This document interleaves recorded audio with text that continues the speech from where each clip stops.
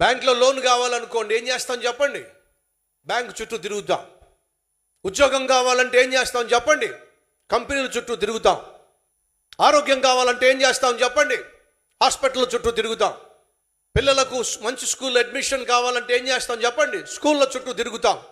బిడ్డల చదువు కోసం స్కూళ్ళ చుట్టూ తిరుగుతున్నాం. ఆరోగ్యం కోసం హాస్పిటల్ చుట్టూ తిరుగుతున్నాం. లోన్ కోసం బ్యాంకుల చుట్టూ తిరుగుతున్నాం. మరి మన ఆత్మను, ప్రాణాత్మ శరీరాలను కాపాడగలిగినటువంటి దేవుడు నివసించేటటువంటి దేవుని సన్నిధిని ఎందుకు నిర్లక్ష్యం చేస్తున్నాం మనం? ఎందుకు ఆయన సన్నిధికి రావడం లేదు మనం? నీకు బ్యాంకులో లోన్ దొరకాలన్నా, అనగా ఆర్థికంగా నువ్వు దీవెన పొందుకోవాలన్నా, ఆరోగ్యాన్ని పొందుకోవాలన్నా, బిడ్డలకు కావలసిన చదువు సంధ్యలు అబ్బాలన్నా, నీ ప్రాణాత్మ శరీరంలో ఆశీర్వాదం పొందుకోవాలన్నా, దానికి ఆధారం ప్రభు అయిన యేసు, ఆయన సన్నిధి. మరి ఆయన సన్నిధిని